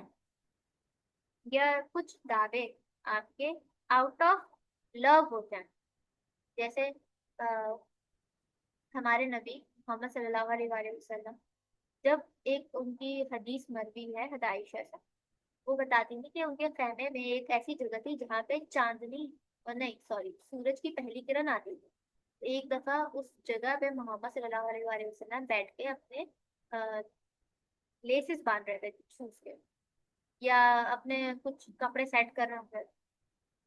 तो वो पहली किरण सूरज की खेमे से उनके ऊपर आई, और वो बहुत रिफ्लेक्टिव और बहुत ज्यादा खूबसूरती से उनकी आंखें चमकने लगी। तो हज़रत आयशा ने तारीफ की कि आप तो बहुत बहुत खूबसूरत लग रहे हैं। तो हज़रत आयशा ने बोला, मोहम्मद सल्लल्लाहु अलैहि वसल्लम ने बोला कि हजरत आयशा को कि आप मेरे लिए इससे भी ज्यादा महबूब हैं। आप इस सूरज की पहली किरण से भी ज्यादा खूबसूरत हैं। आपकी खूबसूरती इससे डिफाइन ही नहीं हो सकती। सही है। अब अगर देखा जाए तो खूबसूरती हर चीज की डिफाइन हो सकती है, लेकिन कुछ चीजें हम आउट ऑफ लव बोलते हैं, जो किसी को अच्छा फील करवाने के लिए। उनकी लॉजिकल एक्सप्लेनेशन तो कुछ नहीं होती, लेकिन तारीफ करने के कुछ अंदाज होते हैं, मोहब्बत के कुछ अंदाज होते हैं। मोहब्बत के अंदाजों को आप जब लॉजिक में लेके आते हो, आप उधर डिफेंसिव हो जाते हो। जैसे मैं बोल रही हूँ, जैसे मैं आप लोग को बोलूँ कि आप लोग जब मुझे मैसेज करेंगे मेरे पर्सनल नंबर पे, कोई मसले में होंगे, तो मैं आप लोगों के लिए हाजिर हूँ। ठीक है, ये मैंने आउट ऑफ लव बात बोली है आप लोगों के लिए, कि जब जब आपको मेरी जरूरत होगी मैं आपके लिए हाजिर हूँ। लेकिन कभी ऐसा हुआ कि मैं हाजिर नहीं हो पाई, तो आप ये सोचेंगे ऑटोमेटिकली, अगर आप राइट साइकोलॉजी पे पले बड़े होंगे, कि हाँ ईमान को कोई काम हो सकता है, वो मुझे कॉल बैक कर रही थी क्योंकि ईमान ने कहा था। ठीक है, और इंशाल्लाह मैं कॉल बैक कर दूँ। लेकिन अगर आप मुझ पे ब्लेम करने लगे कि ईमान ने वादा किया था और ईमान झूठी है और ईमान अपने वादे नहीं निभाती, ब्लेम गेम खेलना शुरू कर दिया कि तुम अपने वादे की सच्ची नहीं हो, तुम मुसलमान नहीं हो सही, और ये वो, आपने किसी के आइडेंटिटी पे हमले किए हमले किए हमले किए, ब्लेम किया, और बात खत्म कर दी। सामने वाले का दिल टूट गया, आपने उसको बुरी तरीके से मैनिपुलेट कर दिया। एंड इफ नॉट, मैं अपने आप पे शक करने लगूंगी कि मैंने जो आउट ऑफ लव आप लोगों से वादा किया है कि मैं आप लोगों का साथ दूंगी अगर कोई मसला हुआ, तो am I a good person? क्या मैं वाकई बोल रही हूँ, या मैं कोई पैसों के लिए कर रही हूँ, या मैं कोई किसी से वर्ड्स के लिए कर रही हूँ? आपने, या वैसे अल्लाह ना करे कि आप लोग ऐसा करें, लेकिन आपने मेरे साथ मैनिपुलेशन कर दी। अब मैंने मैनिपुलेशन पढ़ी हुई है, और मैं डार्क साइकोलॉजी से ताल्लुक नहीं रखती। सही है, मेरी जो डार्क साइकोलॉजी थी मैंने उसको अपने अंदर से खत्म कर दिया। नाउ मैं आपको बोलूंगी कि नहीं नहीं, एक्चुअली मैं बिजी थी और मैं आपको कॉल करने वाली थी सिक्योरली जवाब। सामने वाले की मैनिपुलेशन का जवाब हमने लाजमी लाजमी सिक्योर होके देना होता है, अदरवाइज वो हमारे दिल को मायूस कर देती है। और मायूसी कुफर है। मायूस होके आप वो काम करते हो जो शैतान ने किया था। आप अल्लाह के ऑर्डर्स का इनकार कर रहे हो। सही है। आपने डिटेक्ट कैसे करना है? अपने चीजों को देखें। सही है। हर चीज के लिए अपने आप को आज पे लेके आए कि मैं आज क्या करना। पैसा खर्च करना है वो आज पे करना। सही है। प्लान्स बनाने हैं आज पे बनाने, कि आज क्या कर रहे हो। हाँ, दूरंदेश होना है, बट आपको अपने अ, हर चीज, अपने रूटीन को, अपनी डिसीजंस को अपने हाथ में रखते हुए आज के ऊपर डिसाइड कर। जैसे आज मैंने डिसाइड किया था कि कल के दिन, मतलब टुमारो, कल जब हम लोग सेकंड डे पढ़ेंगे अंडरस्टैंड वाला, उसके अंदर मैं आप लोगों को एक गेम खिलाऊंगी। सही है। ये मैंने आज अपना कैलकुलेट कर लिया है, मुझे कल क्या करना। लेकिन मैं ये नहीं बोल सकती कि कल ही कल देखूंगी कल गेम खिलवाना है या नहीं खिलवाना। ये मेरे दिमाग को मैनिपुलेट करेगा। ऑटोमेटिकली मैं खुद को ही मैनिपुलेट कर। फिर अपने आप को चेक एंड बैलेंस पे रख। अपनी प्रायोरिटी खुद बन।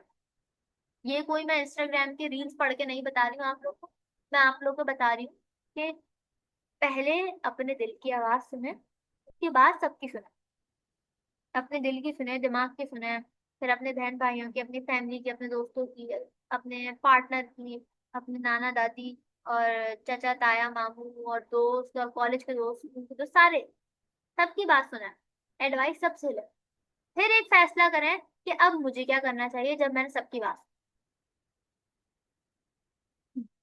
फिर अपनी जो लैंग्वेज है उसमें से अर्जेंसी और प्रोक्रेस्टिनेशन हटाएं।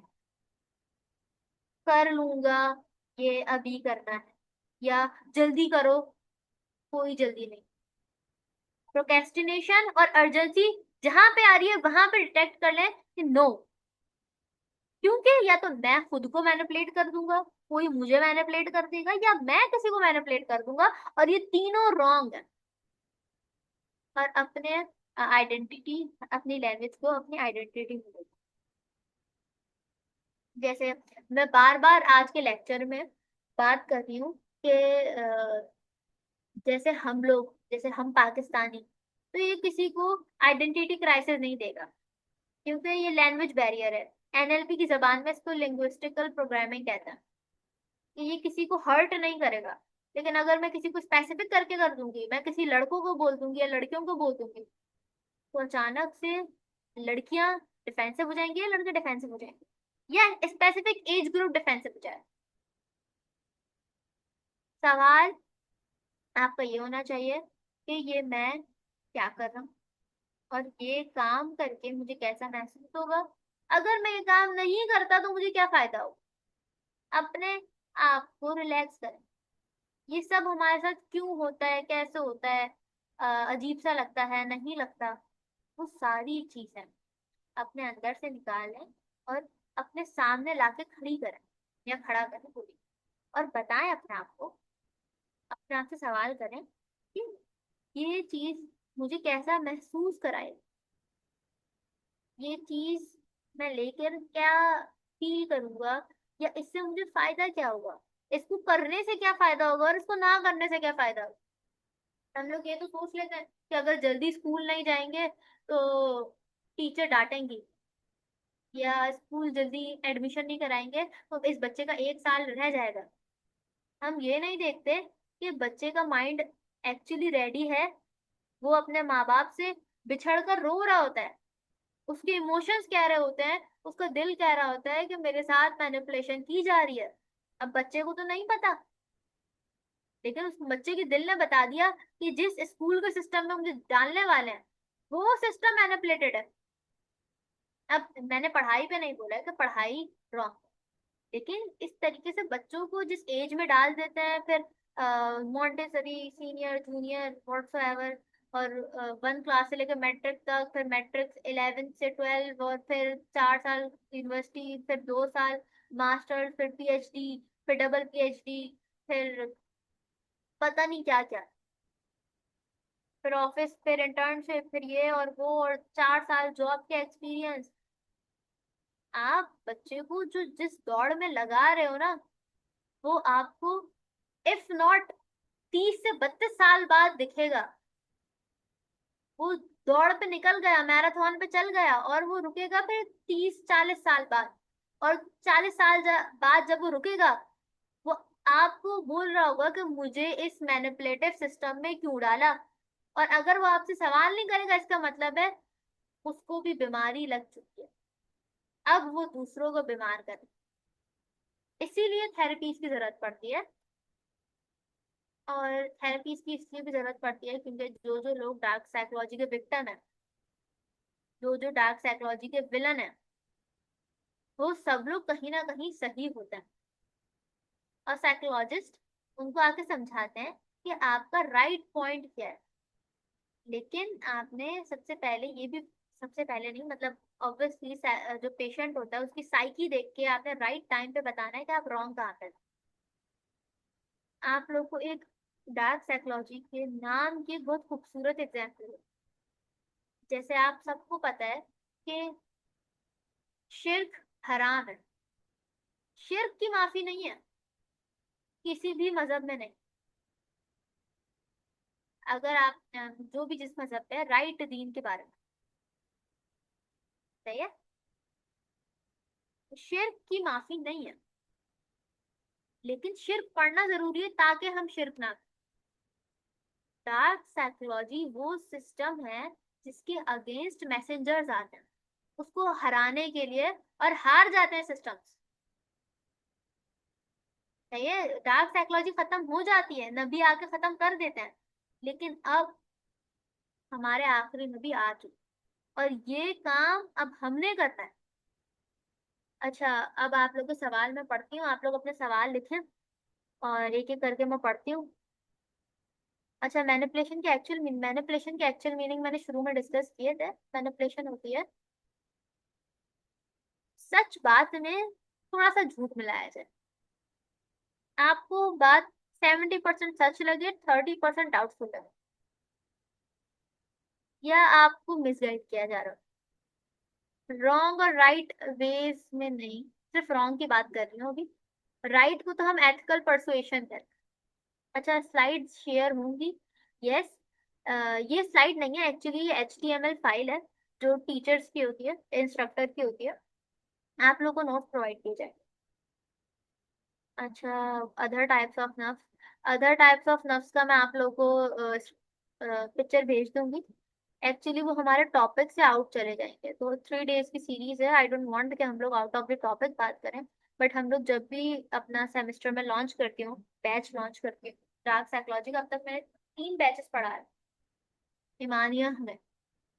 तो अल्हम्दुलिल्लाह वो बहुत अच्छा गया है, बहुत ज्यादा। हमने उसमें डिटेल में पढ़ा है। जो मेरे पास जो पुराने स्टूडेंट हैं, प्रीवियस स्टूडेंट है, वो उस चीज को बहुत अच्छे से जानते हैं कि हमने कितनी बारीकी में जा जाके हमारे आसपास के सिस्टम को कुरेदा है। अच्छा, आपने साइकोलॉजी पढ़ी है? यस, मैंने साइकोलॉजी पढ़ी है। मैंने clinic, I am not a psychologist, but मैंने वैसे पढ़ी है डार्क साइकोलॉजी का डिप्लोमा, क्योंकि स्पेसिफिक मेरा सब्जेक्ट था माइंड साइंस का, और मैंने अपनी पढ़ाई में साइकोलॉजी पढ़ी। थेरेपी पहले तो जरूरी नहीं पड़ती थी एक्चुअली। पहले जरूरी, देखें, जब डार्क साइकोलॉजी उरूज पे जा रही होती है ना, तो उस वक्त सबको लगता है कि हम लोग बहुत ज्यादा अ, तरक्की कर रहे हैं, लेकिन ऐसा नहीं होता। हमें बीमार इंसान को, या जिसपे जो बीमार हो उसको नहीं पता होता कि वो बीमार है। साइकोलॉजी जिसने पढ़ी है सबको पता होगा, थेरेपीज कराने के लिए जो लोग आते हैं उनको पता ही नहीं होता कि उनको थेरेपी की जरूरत है। जो उनको नोट कर रहे होते हैं, ये कौन है जो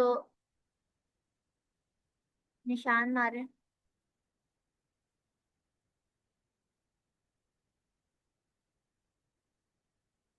अच्छा, ma'am I have a question. जैसे हम डेली लाइफ में देखते हैं कोई हमसे कुछ पूछे कैसे हाँ या ना करना चाहिए, हमें नजर ना गलत है।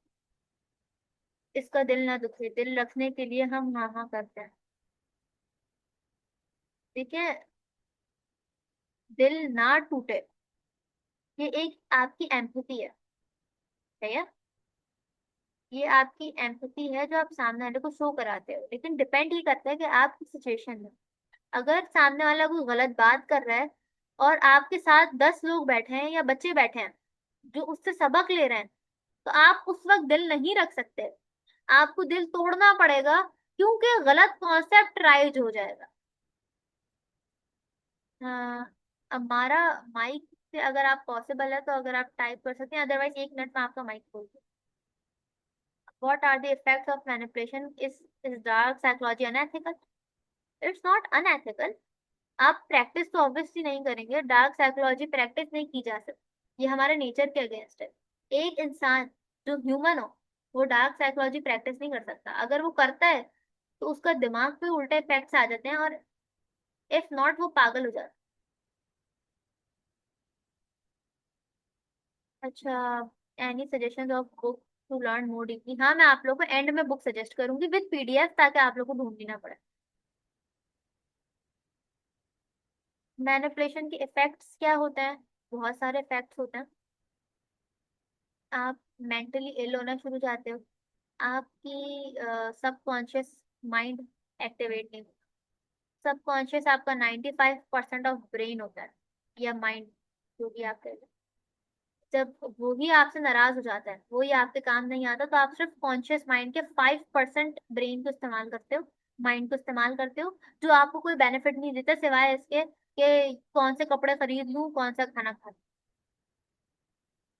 What is different between psychology and dark psychology? Psychology mindful psychology होती है, सही है। माइंडफुल साइकोलॉजी का मतलब है टू करेक्ट एनीथिंग, और डार्क साइकोलॉजी होती है कि खराब क्या हुआ, to identify the wrong things. नहीं, मैं साइकोलॉजिस्ट नहीं। I want to join psychology, dark psychology batch. इंशाल्लाह लॉन्च होगा तो जरूर आप लोग ज्वाइन कीजिएगा। ये फ्री सीरीज मैंने इसलिए की है क्योंकि हम लोग डार्क साइकोलॉजी में फंसे हुए हैं और कोई इंडिपेंडेंस नहीं। ये अंग्रेजों से हमारा मुल्क आजाद तो हुआ था, इकबाल, अल्लामा इकबाल और कायदे आजम हमारे कायद, उन्होंने जरूर अच्छी नियत से काम किया था, लेकिन आगे आने वाली जनरेशन ने तबाह कर दिया। तो अभी हमें आजादी बनाने का कोई बनता नहीं है। हम नहीं बना सकते आजादी, हमारे दादाओं ने बनाई बनाई थी आजादी, उन पे हक था। अच्छा मैम, मुझे लगा आप साइंटिफिक एनालिसिस बताएंगे, आप इस्लामिक में बताया, आज आप ऐसे ही नहीं पढ़ा। देखिए साइंटिफिक जो आप एनालिसिस बोल रही हैं, वो डार्क साइकोलॉजी को पढ़ाने के लिए जरूरी, साइंटिफिकली अंडरस्टैंडिंग में हम लोग जो कल का दिन पढ़ेंगे उसमें जरूरी है, लेकिन जब हम कॉन्सेप्ट देते हैं तो हम लोग कल्चर से देते हैं, एनवायरमेंट से देते हैं। इस्लामिक इन्फ्लुएंस लाजमी होगा, क्योंकि ईमानिया हर चीज को इस्लाम से जोड़ता है, और साइकोलॉजी की सबसे बड़ी किताब कुरान खुद है। तो यस, हम लोग ऐसे ही पढ़ाते हैं। और आप आगे जब इंशाल्लाह कल के दिन देखेंगी, उसके अंदर बहुत साइंटिफिक टर्म्स हैं। और ये 3 डे सीरीज है, तो हम लोग उसमें ज्यादातर कॉन्सेप्ट की बात करेंगे, और कॉन्सेप्ट को हम लोग ज्यादातर डिराइव जर्नल टर्म से करेंगे। जो बहुत डिटेलिंग और टेक्निकल टर्म्स होती हैं वो आम आवाम नहीं समझ पाते। जैसे जो हमारा डार्क साइकोलॉजी का बैच होता है, स्पेसिफिकली उसमें साइकोलॉजी के स्टूडेंट्स लिए जाते हैं, क्योंकि साइकोलॉजी के इसलिए स्टूडेंट्स लिए जाते हैं, उनको एक आइडिया होता है टर्म्स का।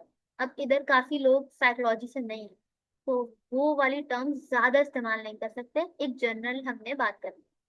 अच्छा, is it good to use psychology to prevent child from, हाँ डार्क साइकोलॉजी नो, देखें आप साइकोलॉजी का इस्तेमाल करें, डार्क साइकोलॉजी तो एक बीमारी का नाम है। आप बीमारी को नहीं इस्तेमाल कर सकते, आप साइकोलॉजी को इस्तेमाल करनी पड़ेगी बीमारी को क्योर करने के लिए। जो बैड हैबिट है वो डार्क साइकोलॉजी से आती है। हाँ वो किसी भी इन्फ्लुएंस से आ सकती है, बैड इन्फ्लुएंस से।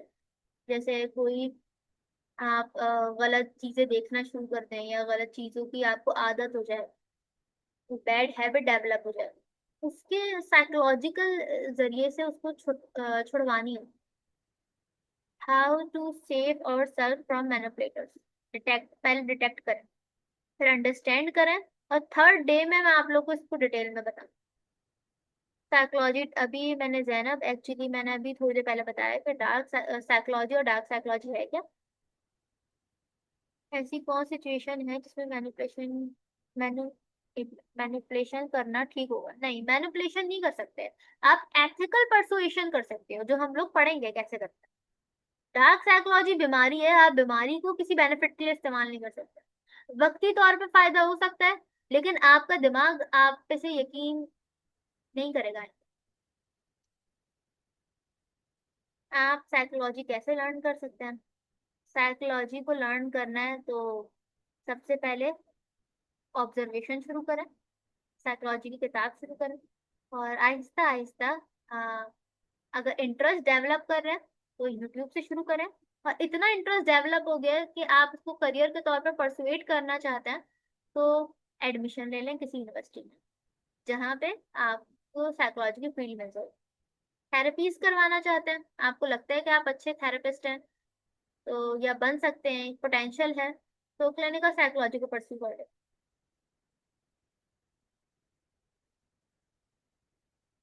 अच्छा हमारा, आप कहाँ हैं? जरा आपका मैं माइक खोल दूँ।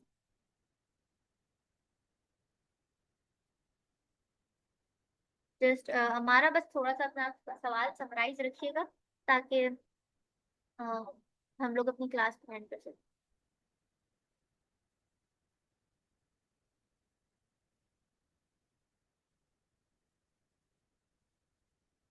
वाले अंदर है फिर मुझे। यस, हमारा आपकी आवाज आ रही है। अस्सलाम वालेकुम। वालेकुम सलाम। सॉरी। मुझे मेरा मेन क्वेश्चन यही था कि मैनिपुलेशन, क्योंकि समटाइम्स मैं भी रूटीन में बच्चों के साथ या आगे पीछे किसी को कमेंट करने के लिए इंसान यूज करते हैं, तो मैनिपुलेशन वाला वर्ड थोड़ा सा मुझे हमेशा उसने कंफ्यूज किया कि इसको हम, जिस तरह आपने वैसे काफी हद तक डिफाइन भी कर दिया कि हम उसको परसुएजन कहेंगे रादर देन मैनिपुलेशन, तो इसको हम पॉजिटिव किसी भी काम के लिए कभी भी इस वर्ड को इस्तेमाल नहीं कर सकते। Means there is no form of positive manipulation, right? मुझे जो अभी तक समझ आई है, am I yes, right? Manipulation को यस मुझे यू आर कभी भी राइट। किसी पॉजिटिव काम के लिए, नेक नियति वाले काम के लिए इस्तेमाल नहीं करना चाहिए। Yes, good, thank you so much. Welcome. अच्छा, आप लोगों को फिर इसको एक और थोड़ा सा मैं क्लियर कर दूं कि आपने रॉन्ग वर्डिंग्स इस्तेमाल नहीं कर। अच्छा, आप लोगों को कुछ सवाल आए हुए हैं, इसको मैं केटर करती हूँ, फिर मैं अपनी बात बोलती हूँ, फिर हम लोग क्लास एंड करते हैं। यस, रिकॉर्डिंग इंशाल्लाह शेयर कर दी जाएगी, नोट्स आपको प्रोवाइड कर दिए जाएंगे। और रात तक मैंने असल प्रिपेयर नहीं किए, मुझे भी करने होते हैं। और मैंने सोचा था मैं लास्ट डे सारे नोट्स हर दिन के शेयर कर दूंगी, लेकिन मैं सेपरेटली शेयर कर दूंगी इंशाल्लाह। अच्छा, मैं आप लोगों को बता रही थी कि हम लोग एनएलपी में, एनएलपी क्या होती है, एक सब्जेक्ट है जिसका नाम है न्यूरो लिंग्विस्टिक प्रोग्राम। न्यूरॉन्स आपके दिमाग के सेल्स होते हैं, आपके दिमाग के सेल्स ट्रेन होते हैं आपकी लिंग्विस्टिक से। लिंग्विस्टिक जनरेट होती है लैंग्वेज से। जब आप बोलते हैं तो आपके दिमाग में उसका एक इफेक्ट जाता है, सही है। उसकी न्यूरॉन्स की जो वायरिंग होती है उसमें चेंजेस होते हैं। जैसे अगर एक बच्चा है, उसने झूठ बोला है, तो हमें क्या करना है कि अच्छी साइकोलॉजी को इस्तेमाल करते हुए, माइंडफुल साइकोलॉजी को इस्तेमाल करते हुए बच्चे को बताना है कि अरे आपने जो ना मुझे गलत बता दिया, एक्चुअली ये हुआ था। या फिर उसको छोटी मोटी बातों से समझाना है कि आप मे बी रॉन्ग हो, लेकिन आपने उसको झूठा नहीं बोल देना। आप झूठे हो, आप लायर हो, आप आप झूठ बोलने लगे हो। या माएं बहुत ज्यादा करती हैं अपने बच्चों के साथ कि हमसे झूठ नहीं बोलो, अरे बच्चे ने गलती की है। There is a difference between, अगर हम लोग बात करें बच्चों की, सही है, 12 साल तक आप लोग को ये डिफरेंस क्लियर रखना है, और जो बड़े भी हैं सबको क्लियर रखना है। गुनाह इज अ डिफरेंट थिंग, गलती इज अ डिफरेंट थिंग। गलती की गुंजाइश होती है, गलती करने पर कभी भी शर्मिंदा नहीं होता है। गलती से हमेशा सीखते हैं, ओन करते हैं कि हाँ मुझसे गलती हुई थी क्योंकि मैं कुछ कर रहा था। लेकिन जब गुनाह हो जाए उसकी माफी अल्लाह ताला दे। लेकिन जब बच्चा गलती करे तो उसको अल्लाह से नहीं डराना। आप डार्क साइकोलॉजी से डरा देते हो। मतलब अल्लाह ना करे आप लोग ऐसे माँ बाप हो, लेकिन अक्सर माएं बोलती हैं अपने बच्चों को कि अल्लाह ताला आपको जहन्नुम में डाल देंगे और आपको आग का अजाब देंगे, और इस टाइप की चीजें बोलती हैं। और बोलती है अल्लाह ताला आपको जो ना खाना नहीं देंगे, मतलब बच्चों को डराने के लिए कर रहे होते हैं ना। लेकिन अल्लाह ताला रहमान रहीम है। अल्लाह ताला अपने आप को इतना ज्यादा लविंग बताते हैं कि मैं रहम करता हूँ। अल्लाह ताला के सॉफ्ट साइड बताएं कि कोई बात नहीं, अगर कभी गलती हो जाए तब अल्लाह ताला को बता दीजिएगा। आप अल्लाह ताला से बोल दीजिएगा कि मुझसे गलती हो गई और आइंदा मैं नहीं करूंगा। बच्चे का अल्लाह ताला पे बिलीफ बैठना शुरू हो जाएगा।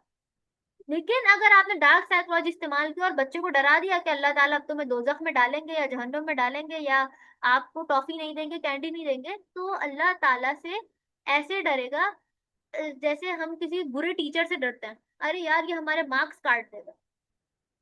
हमारे जो अक्सर मैथ्स के टीचर होते हैं क्यों बुरे लगते हैं? क्योंकि हमें पता होता है कि अगर इन सर ने हमें ब्रेक में लड़ाई करते हुए देख लिया या भागते हुए देख लिया तो हमें हमारे क्लास में ये मार्क्स काट देंगे। सही है। आप लोगों ने अपने बच्चों को बहुत प्यार से रखना है। अपने बच्चों को ये बात बतानी है कि अल्लाह ताला आपकी गलतियां माफ करते हैं। ये नहीं बताना कि अल्लाह ताला अजाब देंगे। ऐसा नहीं है कि अल्लाह ताला अजाब नहीं देते, अल्लाह ताला देते हैं। ये बड़ों को बात बतानी है। जो बड़े इंसान, जो जवान होता है, वो जब गलती करता है तो उसको बताना होता है कि भाई क्या कर रहे हो, अल्लाह ताला देख रहे हैं आपको। आपको क्या अल्लाह ताला की सख्ती का नहीं पता? बड़ा इंसान को बताना है, बच्चों को नहीं बताना। बच्चों के साथ हम लोग डार्क साइकोलॉजी इस्तेमाल करते हैं। ये साइकोलॉजी का पॉइंट है, आप लोग सर्च कीजिएगा। And thank you so much हमारा। आई एम जस्ट ट्राइंग कि मैं एज माई सेल्फ ईमान फातिमा अपने नाम पे रहूं। मेरा नाम ईमान है और मेरे नाम के साथ फातिमा लगा है। मेरा नाम एक बहुत बड़ा इन्फ्लुएंस रखता है। सही है। आप सब लोग, आप सबके जो जो नाम है, आप लोगों को अपने नाम पे कंप्लीट उतरना है। इतने खूबसूरत नाम रखे हैं आप सबने अपने आप के। आप लोगों को अपने नाम जैसा बनना है, अपने नाम जैसा खूबसूरत बनना है। यू सी, एक्चुअली पर्सनल बातें नहीं बता सकते, तो ये थोड़ी फाउंडेशन की पॉलिसी है। बस आप ये समझ लें कि मेरी उम्र मैटर ही नहीं करती। क्यों?